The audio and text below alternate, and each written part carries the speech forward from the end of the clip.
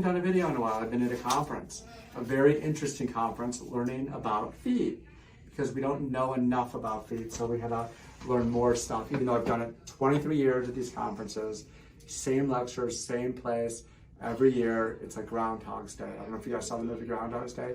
Same thing in the patient saying that. Same thing. 23 years in a row. I learned a lot, so I'm going to do this super cool new procedure for the nail where we actually tie a string to one end, the other string to the door, and then we slam the door and the nail comes flying off of there, and then it miraculously never goes back again. It's really cool. So we're gonna do that. That's the excitement of today. And that's the exciting thing that I learned at the seminar. Actually, they taught us not to do that. So anyway, so let's put the tourniquet on. We've got him numbed up. We did his other toe, and I'll show you that in a second too, because it's kind of interesting to see. It was 2 weeks ago, right? Mm-hmm. Okay. Let's wrap this up here. And we're doing this from start to finish here, so you can see what it looks like. Because I think we usually start with the tourniquet on. So what that does, that exsanguinates the toe, that gets the blood out of the toe, and pushes it away from the nail itself so it doesn't bleed as much, because we're going to do the entire toenail. Take a look at the nail, Jelaine, if you can get really close. This is what's cool. If you can see all the fungus under the nail. Did you damage this nail at one point? This one, yeah. What was the injury to it? Got stepped on by cleats playing football. Oh, you did? Okay, yeah. So once it's stepped on over and over again, the nail produces extra nail back here under the eponychium, and it grows back thicker than normal forever. So you can see just pressure on that from a shoe, how painful that would be. And it kind of mangles up the nail bed too. So we'll see underneath it if it's real bad. I just want you to see this one real quick too.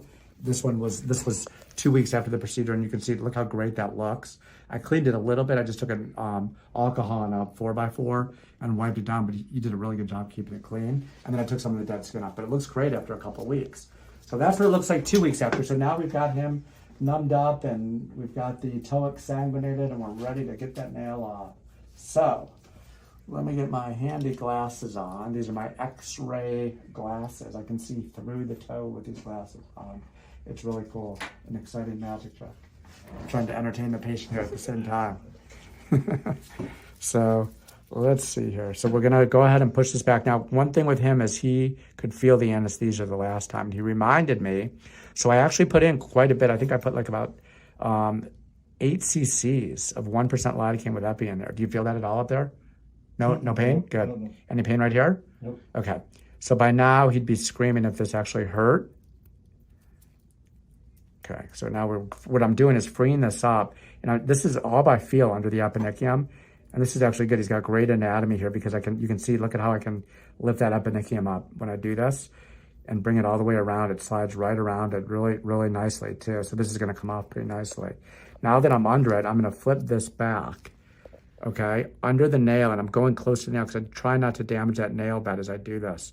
And we've done this before, and I'm putting my spatula under it. I'm actually pushing down on the toe at the same time, so it's actually heading dorsally, the spatula, and you can see it coming through the toe right now. You see it popping through, and we're on the nail bed itself. And this is the twisting motion that we can do. I know it looks traumatic. It is slightly traumatic, but what I'm actually doing is I'm parallel to the nail bed. So by doing this, and you can see that flat end of the spatula, see that joint, get close to it. See how it's flat? This is flat against the nail bed, and I just went almost 360 degrees. It's gonna do very little damage to the nail bed rather than just ripping it off. So I actually basically just freed it from that nail bed. And now I can take my curved hemostat. You okay up there? Mm-hmm. Okay, good. Take my curved hemostat from distally, because right this side over here looks like it didn't want to free up as much. So this side I'm gonna have to free up by flipping it around. And look at that. Look at how deep that is in there. That's truly amazing. But it's gonna peel off just like, an orange peel, I guess. You see what I did there? Look at the underside of that. Amazing how thick it is. This is the damage that he had from the trauma itself. Okay. Oh, we forgot to tie the string to it. Okay, we'll have to do that for the next patient. Sorry, you don't get to do the new treatment for ingrown nails. We'll do it for the next one, so. Okay, so that's it. That's the whole thing. And look at the nail bed. Look how clean that is. It looks nice and clean. I'm gonna get my tissue nipper here, and we're gonna take the dead skin off of it. I'll show you this. And there's not a lot of trauma here, which is great. This will heal fast too, like the other one. Did the other one bleed a lot last time? No. Okay. So the great thing about his, like I was saying, you know, the anatomy is good, and the nail itself didn't damage the nail bed too badly. But you can see, I mean, look at this. It's kind of rough right there. See that right there? I'm going to just show you what it's like with the edge of this. But it is a little bit rough, and that's all soft tissue. It's very little bit of soft tissue. It's only about 3 millimeters on top of the bone. So that's really like periosteum right there. A lot of times what we see when people go too deep or rip this off or it's traumatic, you can actually see the bone underneath. This is actually part of the nail itself too. It's actually part of the callus that's formed from the nail digging in. You see that? Kind of cool up there, right? Is it freaking you out up there a little? No. Okay, good. But I'm going to clean this out now on the side. This is the most important part right here. See how I spread that? Can you see in there, Jelaine? I spread that there to see, is there anything still stuck in there? And I'm feeling around too, because that's when you get regrowth, that's where it'll grow from. It's usually the edges, and I see something right here too. The edges of this, they can get regrowth because there's usually some nail that gets stuck in there. And I'm looking right here, and I see a little bit of stuff right here on the bed. That's good. So this side over here on the medial side of the toe, it's a little bit rougher, and there's still a little bit of stuff here. Okay, and I think that's it. Now I'm doing this by feel too. That's it. So now we can kill the nail matrix. And this is what we do with the sodium hydroxide. We're gonna put 3 sticks here, 30 seconds each. This is pretty cool, I have to say. It never gets old for me. This is my form of entertainment. Some people go home and watch TV. I come to work and I take toenails off, and that's how I get my entertainment. And then I tell my wife all about it, and she's impressed because every story is different. Every toenail is different. Right, Jelaine? Right. Even Jelaine's been doing this a long time too. Jelaine's been doing this about, what, 13 years? Yep. Did I get it right? Yeah, very cool.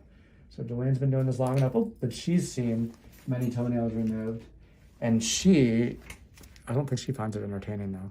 Do you find this entertaining or no? Sometimes I do. Do you wish you could do this, like have like 16-hour days instead of 8-hour days? No. No? Okay. I'm good with 8.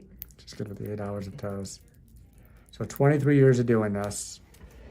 It's still a little bit entertaining to me, but I'm sure one day when I'm not taking people's toenails off, I'll miss it. I'll tell my grandkids about all the different toenails I took off and all the different shapes of the toenails that I took off. You ever dream about it? How every toenail was different than the next. I have had dreams of being chased by toenails. It's really weird. Seriously? Yes. And they were chasing me saying, put me back. Put me back on the toe. Where's my home? I guess they were like homeless toenails. Very odd. I guess that's an odd dream. Then I woke up and realized just a dream. All right, let's see here. I wonder if there's shelters for homeless toenails.